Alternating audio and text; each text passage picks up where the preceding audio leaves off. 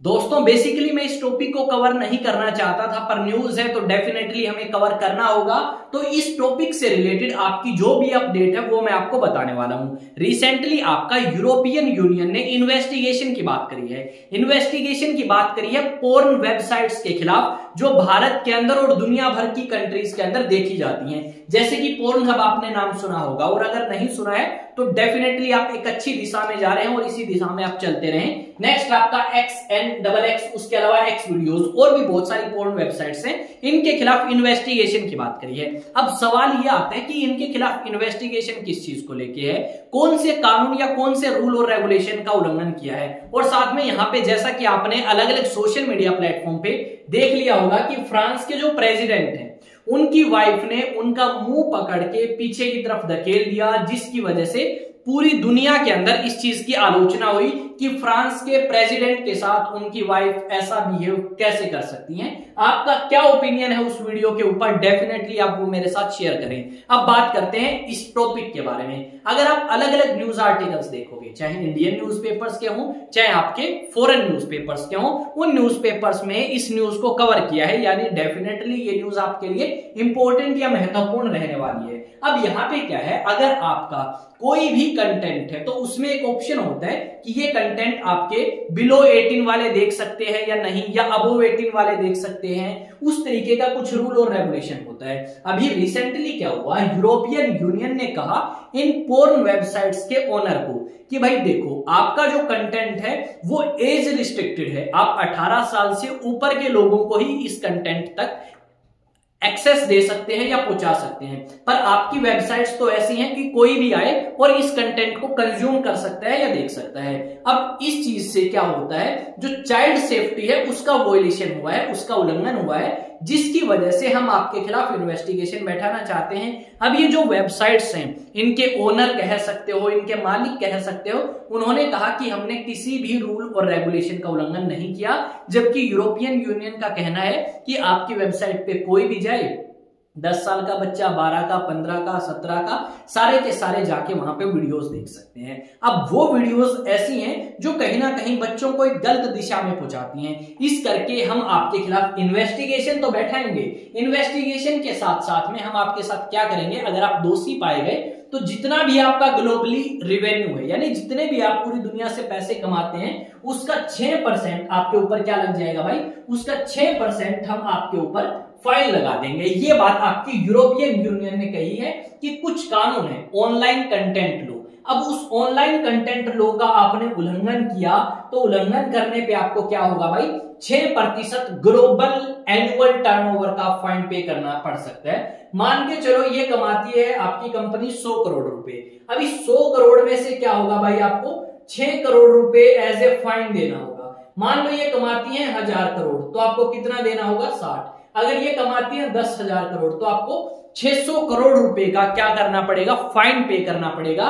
ये बात आपकी यूरोपियन यूनियन ने आपकी मंगलवार को कही है, यानी आज के दिन की ये न्यूज है। यहाँ पे क्या लिखा गया है कि जो यूरोपियन यूनियन है उन्होंने क्या बात कही है, यूरोपियन यूनियन ने कहा है कि आपकी इन्वेस्टिगेशन जो है वो हम बैठाएंगे पोर्नहब, स्ट्रिप चैट, XNXX वीडियोस, इन सभी के खिलाफ, क्योंकि इन्होंने यूरोपियन यूनियन कंटेंट लॉज का उल्लंघन किया है, जिसके चलते आपकी जो एज वेरिफिकेशन है वो प्रॉपर तरीके से नहीं हो पा रही, और एज वेरिफिकेशन के साथ साथ में आपका जो चाइल्ड सेफ्टी है उसका भी ध्यान जो है वो नहीं रखा गया। इस तरीके की बातें जो हैं वो आपकी कही गई हैं यूरोपियन यूनियन के द्वारा, और डेफिनेटली इसके ऊपर हमें कंट्रोल या रेगुलेट करने की जरूरत है इस तरीके की वेबसाइट्स को, क्योंकि इस तरीके की वेबसाइट्स जो हैं वो आपके समाज के अंदर कहीं ना कहीं एक बुरा असर जो है वो छोड़ती हैं, जिससे आने वाली जनरेशन को काफी ज्यादा नुकसान जो है वो हो सकता है। यहाँ पे मैं आपको और भी न्यूज आर्टिकल दिखा सकता हूं, यहाँ पे एक न्यूज आर्टिकल और देख सकते हो। इसके अलावा अगर आप बात करें तो ये है यूरोपियन यूनियन की अध्यक्ष या प्रेसिडेंट, इसका हेडक्वार्टर आपका बेल्जियम की कैपिटल ब्रुसेल्स के अंदर है, और यहां पे इन्होंने डिसाइड किया है कि डेफिनेटली हम कोई ना कोई फैसला जरूर लेंगे इन पोर्न वेबसाइट्स के खिलाफ, जो कि कहीं ना कहीं चाइल्ड सेफ्टी का ध्यान नहीं रखती, चाइल्ड सेफ्टी को वोलेट करती हैं, जिसकी वजह से समाज के ऊपर एक बुरा असर हमें देखने को मिलेगा। यहाँ पे ज्यादातर जो पोर्न वेबसाइट्स हैं उनके जो ओनर हैं वो चेक रिपब्लिक से बिलोंग करते हैं, यानी एक यूरोपियन कंट्री है। उस कंट्री के अंदर रहने वाले लोगों ने इस तरीके की वेबसाइट्स का कह सकते हो स्टार्टिंग कर लिया, उनको शुरू किया, जिसकी वजह से आज के समय हमें ग्लोबली इन पोर्न वेबसाइट्स का इस्तेमाल देखने को मिलता है। चाहे हम भारत की बात करें, पाकिस्तान की बात करें, बांग्लादेश की बात करें, जहां पे इंटरनेट है वहां पे आपको इन वेबसाइट्स की पहुंच मिलेगी। यहां पे ऐसा नहीं है कि सिर्फ आपके अडल्ट जाते हैं, 18 से ऊपर साल के जाते हैं, उससे नीचे के भी जाते हैं। यहाँ पे एक न्यूज आर्टिकल और देख सकते हो, European commission alleges the verification systems are ineffective to prevent under 18 from watching. कि भाई यूरोपियन यूनियन का कहना है कि तुम्हारे वेबसाइट पे तो 18 साल से नीचे के भी आके देखते हैं, और डेफिनेटली ये बात बिल्कुल सत्य है, पर यूरोपियन यूनियन यहाँ पे थोड़ा सा लेट है। यूरोपियन यूनियन को ये डिसीजन बहुत साल पहले ले लेना चाहिए था, जब आपका इंटरनेट का एक्सेस हर एक बंदे तक नहीं था, और उस समय अगर इनको बोलते तो डेफिनेटली ये इन चीजों को कंट्रोल करने की कोशिश करते।